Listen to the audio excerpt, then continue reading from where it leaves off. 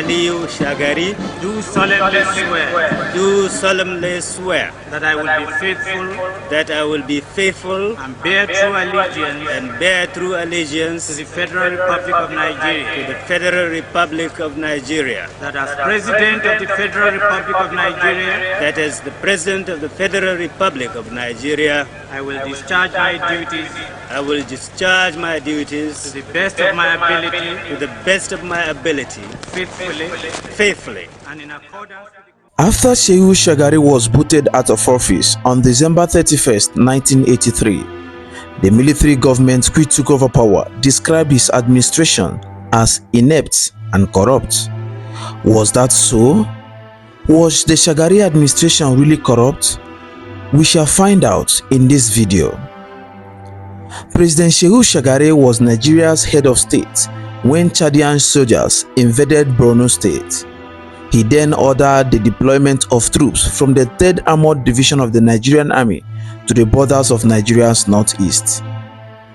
However, this action did not last long as smugglers in Shagari's government reportedly mounted pressures on the president to order the withdrawal of the troops because the presence of the soldiers was preventing them from smuggling. Surprisingly, President Shehu Shagari then ordered the withdrawal of the troops, but the general officer commanding the 3rd Armored Division of the Nigerian Army based in Jos knew it was not a wise decision to take. He declined until he was ordered to withdraw his men by the Chief of Army Staff, General Inua Wushishi. The GOC reluctantly withdrew his men, and that marked the beginning of the end of President Shehu Shagari's administration. That GOC was Major General Muhammad Buhari. Shehu Shagari was born on February 25, 1925 in Shagari into a Sunni Muslim Fulani family. He was raised in a polygamous setting and was the 6th child born into the family. His father, Aliyu Shagari, who was the village head, died 5 years after his birth, and his elder brother Bello took over his father's position. After his education at the Quranic school, Shagari lived with relatives in a nearby town from where he attended Yabo Elementary School from 1931 to 1935. From 1936 to 1940, he attended middle school in Sokoto and then Berewa College from 1941 to 1944. Shagari later went to Teachers Training College in Zaria, present-day Kaduna State, and got a job as a visiting teacher in Sokoto Province. Shagari's first stint in politics was when, in 1951, he became the secretary of the Northern People's Congress (NPC) party in Sokoto. However, he had earlier founded a youth group called Youth Social Circle in Sokoto in 1945 when he was still teaching. The organization became one of the smaller groups that came together to form the NPC in 1940. In 1954, Shehu Shagari was elected as a member of the Federal House of Representatives for Sokoto West. This was his first public office. He was later in 1958 appointed as Parliamentary Secretary to the Nigerian Prime Minister at the time, Sir Abubakar Tafawa Balewa, but he left the post in 1959. He also served as the Federal Minister for Commerce and Industry.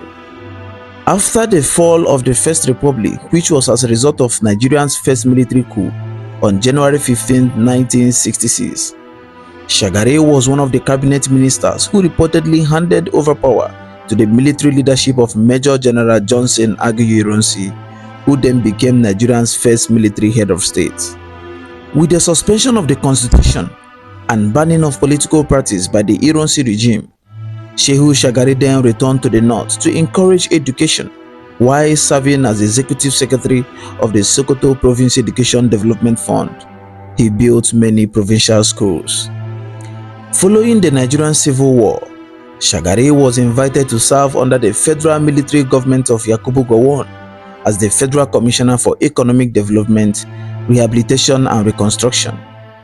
He supervised the reconstruction and rehabilitation of schools, hospitals and other infrastructure in the southeastern part of Nigeria. Shehu Shagari also went out of his way to persuade the southeasterners to rejoin the civil service, while also clamoring for the release of Biafran political prisoners. Shagari then later served as Nigeria's Federal Commissioner for Finance.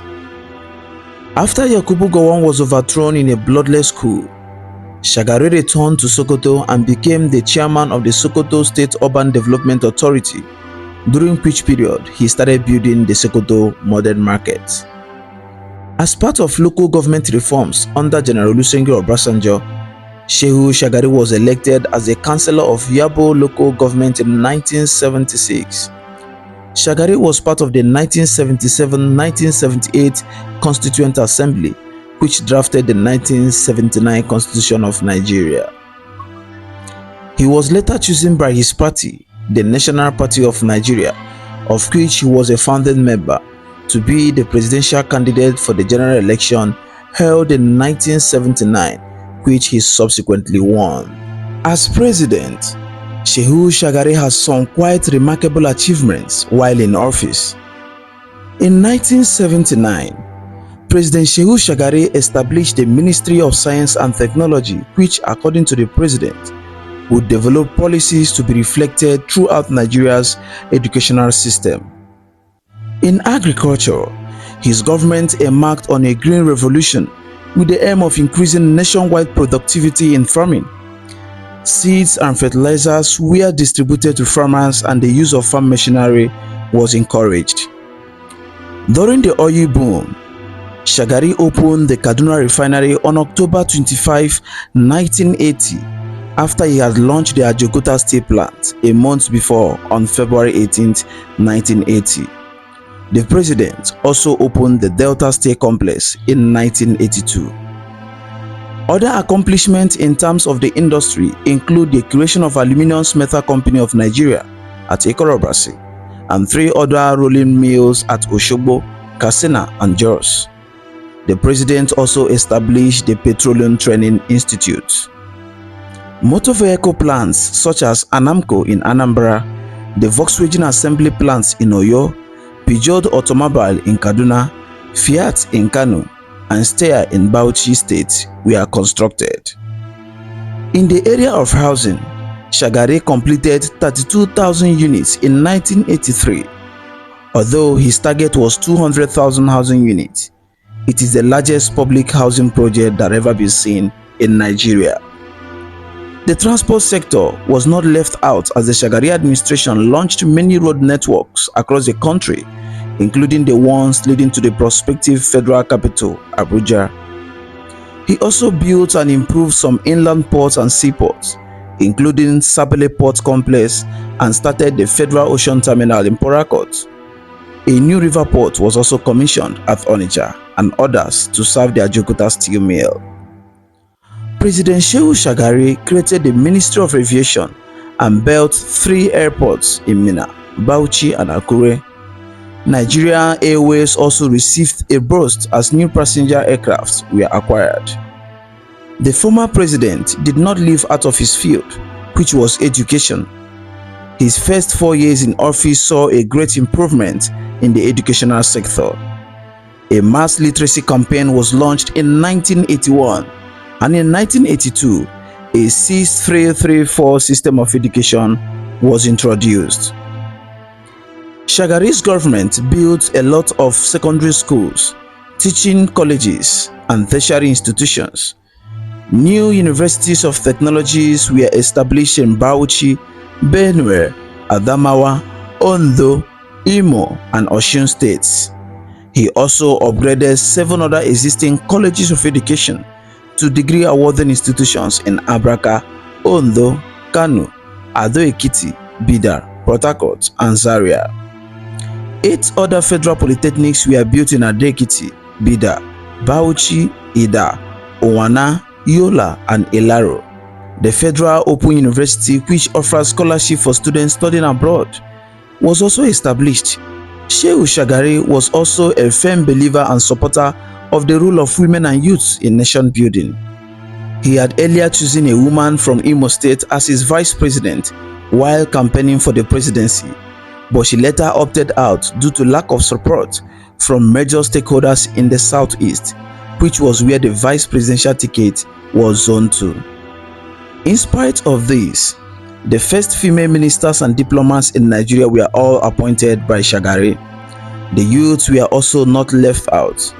He either appointed them as ministers or economic advisors. Notable among them is Pat Utomi, now a professor, who was 29 years of age when Shagari appointed him as an economic advisor. Despite Shagari's achievements as an elected president, he was booted out of office on 31st December 1983. The military government which took over power described Shagari's administration as inept and corrupt. Was that so? Was the Shagari administration really corrupt? Of course, there was corruption during Shagari's time in office. Although the president has never been found wanting, the people around him were accused of looting the country's resources right under his watch. This was an excuse for Shagari's detractors to take over Nigeria's highest office. The president has been lulled into a false sense of security because he probably never thought his own people, that is northern officers in the army, would betray him and overthrow his government.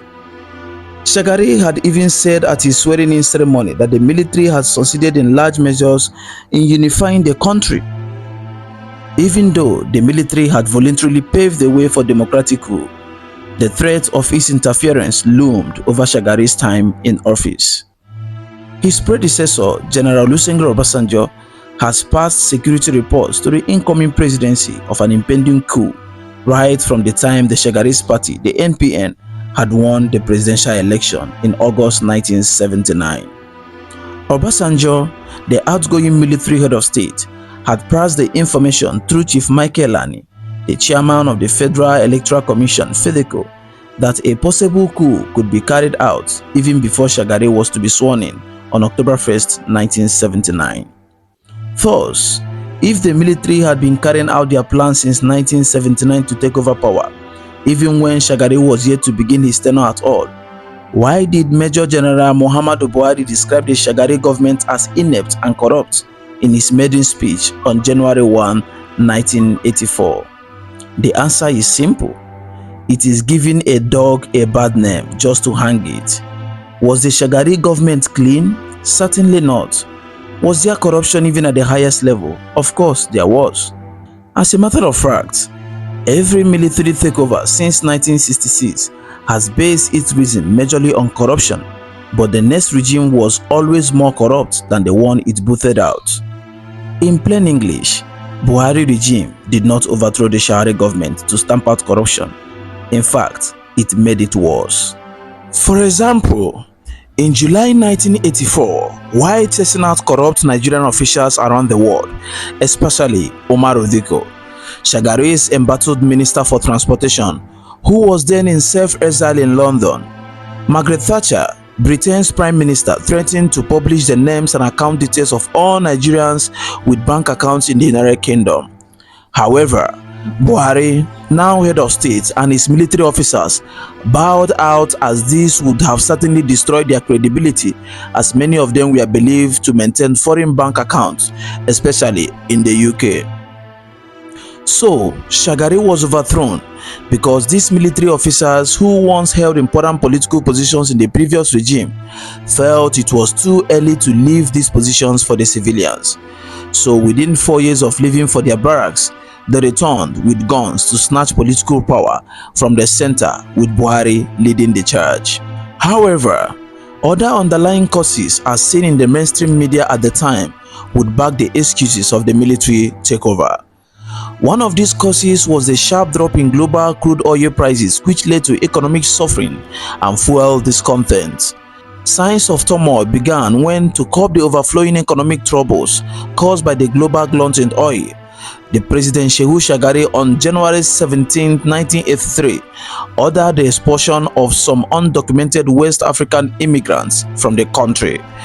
These immigrants, about 2 million people, most of them Ghanaians, were deported from Nigeria on February 2, 1983. This action led to the popular phrase, "Ghana must go." Also, about 1,000 followers of an Islamic cult, minced singing, who had rampaged the north for 3 successive years, attacking religious rivals, were granted amnesty by President Shagari. This move was highly criticized by his enemies.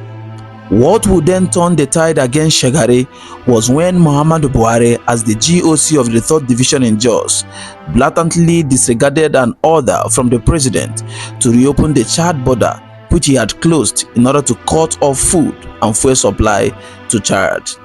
At the time, 19 islands on Lake Chad were suddenly occupied by Chadian troops, and the Nigerian military got a chance to hit back.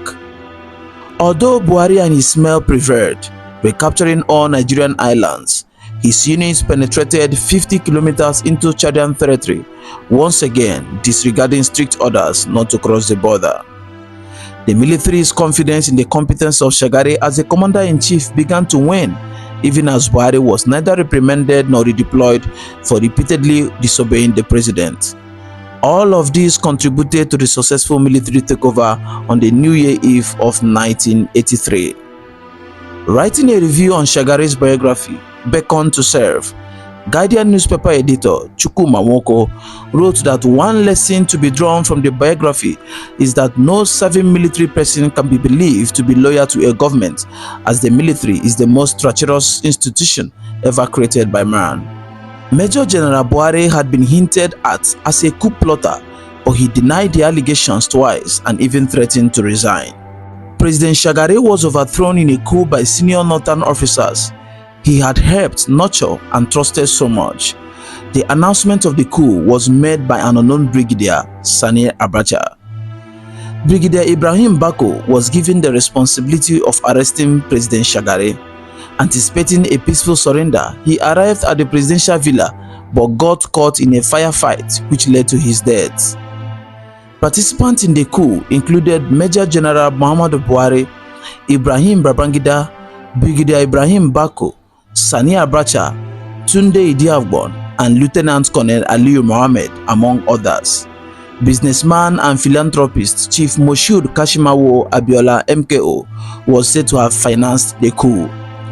Vice President Alese Kweme was thrown into prison, while President Shehu Shagari was placed under house arrest for 30 months at the federal government guest house in Ikoyi, Lagos.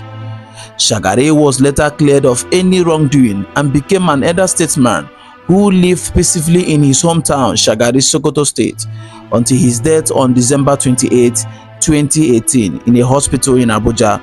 He was 93 years. Shehu Shagari was the only democratically elected president of Nigeria's Second Republic. The post-Civil War military government, led by General Olusegun Obasanjo, had handed over power to him as he had won the presidential elections in 1979. General Obasanjo received much credit, both home and abroad, for allowing the military to voluntarily relinquish power to a civilian. However, Nigeria's journey into democracy was short-lived as the military seized power once again. On December 31, 1983, Major General Muhammadu Buhari overthrew Shagari and became the head of state, while Brigadier Tunde Idiagbon became his de facto deputy. The economic problems that have plagued the nation continued under Buhari's regime, and hundreds of politicians and business officials were tried and convicted on corruption-related charges. Buhari launched and authoritatively enforced the War Against Indiscipline program, which sought to promote positive morals and values in society. The head of state also instituted restrictions on the press, political freedoms, and trade unionists.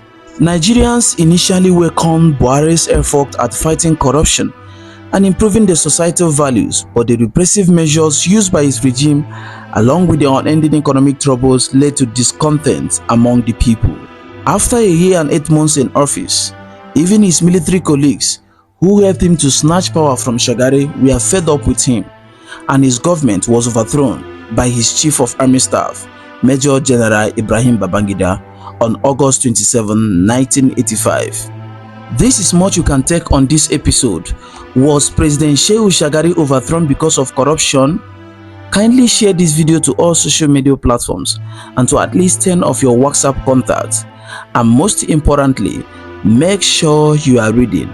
Merchants of Knowledge has the mission to change the narrative of Africa as a non-reading continent. God bless you and bye for now.